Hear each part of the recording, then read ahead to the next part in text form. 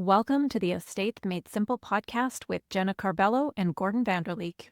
We are on a mission to simplify the world of estate administration, helping executors gain the knowledge required to manage an estate.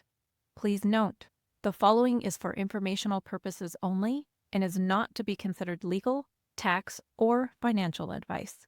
We recommend you seek individualized advice for your unique situation with qualified professionals. Welcome to another episode of Estates Made Simple, and it's my delight to be podcasting here with my fellow co-host, Jenna Carvello of Guardian Estate Company. We have in our schedule from time to time, Jenna, little breaks, or when we're based on schedules and the like, we haven't podcasted in a while. So it feels really good while these episodes come out on a regular basis. It does feel good to be back in the podcasting world and talking about interesting things about estate administration. For our audience, thank you for joining in. And our purpose here is to tackle interesting topics and make them simple, make them understandable. And with that, we've got another interesting topic this week. Jenna, hello, and maybe help introduce the topic for our audience. Excellent. Thanks, Gord. Today, we're going to talk about a little bit of a unique situation when executors are all in the process of dealing with an estate and then they themselves pass away. So they're in the midst of selling property or obtaining probate or communicating with the beneficiaries, and then they pass away. So we wanted to talk about that situation and what happens to the first individual's estate and who finalizes that own estate. So I know you've come across a few scenarios like this in your practice, Gord, as well as your associate lawyers too. So I'm sure you have lots to say on this topic, but I'm excited to hear your thoughts and what happens in this circumstance. Yeah, thanks. And I think the first point to make on this topic, as I'm reflecting on it, let's first recognize that some estates can take a long period of time to resolve. Hopefully it's efficient, no one's fighting, and everybody's getting along. But it's not uncommon. We certainly do see it, that people are appointed in a role and they're starting out and everything's great, but then a sickness befalls them, they get in a car accident or they pass away, become disabled. There may be a whole host of circumstances where they cannot carry out the duties they originally signed up for. So it is appropriate when you're talking about estates to consider, particularly if you're drafting or you're thinking about who are going to be executors, what if that were to happen? So point number one would be, we've got to read the will to what happens in that circumstance. Typically, the language would be, if on the death, inability, or the decision not to proceed on the part of the person named, then the following individuals will serve in their place. So we usually refer to that as alternates, and that document would govern. If you say person A is going to do it, if they can't do it, then it's person B. So you might have a situation, for example, where a couple appoints each other, and if they're getting on in age and something happens to the spouse and they don't finish wrapping up their deceased spouse's estate, that would be the scenario that we're talking about here. So in that situation, we look to see what the will says, and that's what governs. The courts want to ensure that the person's wishes are carried out in regards of the role of the executor. So they may very well have another person that would be named, at which point then we would look to amend the grant to have another person appointed. So they'd have to go through a bit of an application process. It's not one that you show up in front of a judge, but you just file an application with the court to say, I need to return the grant of probate because this person died, and can you please issue it in my name? Now, the interesting thing that comes up is, what about an area where the will is silent? And you may have had some of those scenarios as well when you were administering estates with a trust company in your prior life. And you go, what do we do in that circumstance? And at that point in time, there would need to be an application. If there's nobody named in the will, there'd be an application required to have somebody formally appointed.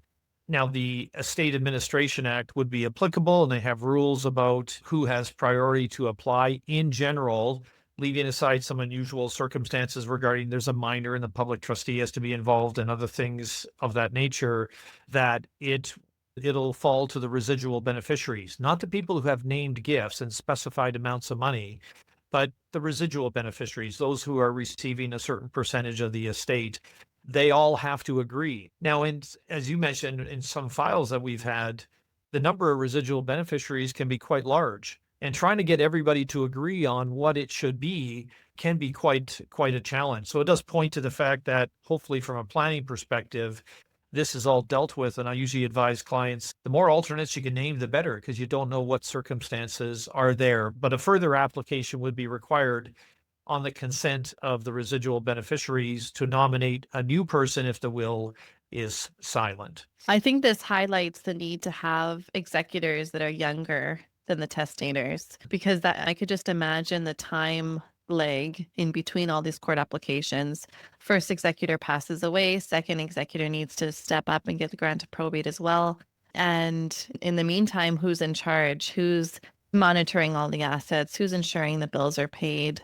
Who's reducing the complexity or even the risk of the portfolio? And so the estate assets are at risk too. And so just having proper executors appointed in the first place is super helpful. Absolutely. And one consideration, certainly, and it's contemplated in the Estate Administration Act, to say that if you have a joint appointment, then the responsibilities will fall to the surviving person named in the will. We mentioned earlier in my answer to your question that we could look at the alternates.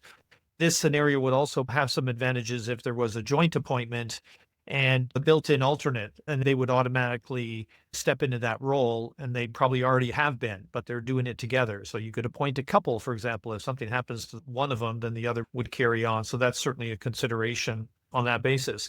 The other thing that comes to mind, I appreciate what you just said, is this would be a distinct advantage of a trust company, because they are not going to die. They're not going to become incapacitated. I think in the choice of individuals, and a lot of people say, I'm going to look to my family to be able to do this. If you're the parent, look to your kids and the like. Or if you're the kid, you might say, my parents are going to help me out with this.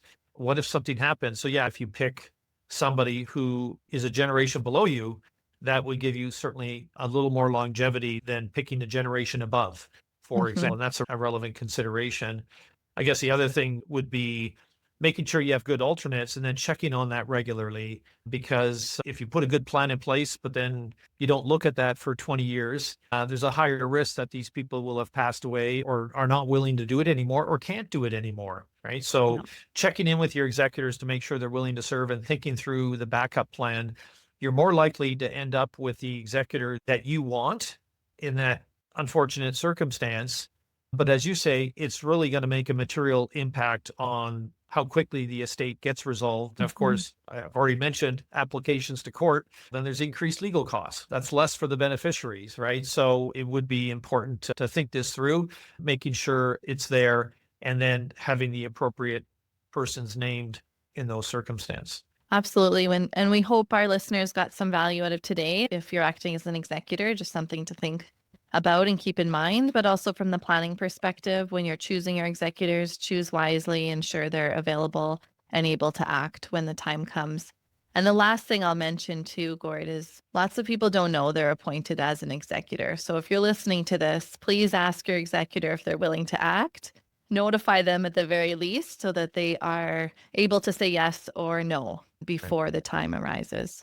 So thank you everyone for listening. We appreciate you joining us today. We look forward to seeing you next time, and please subscribe to wherever you listen to podcasts and check us out on YouTube.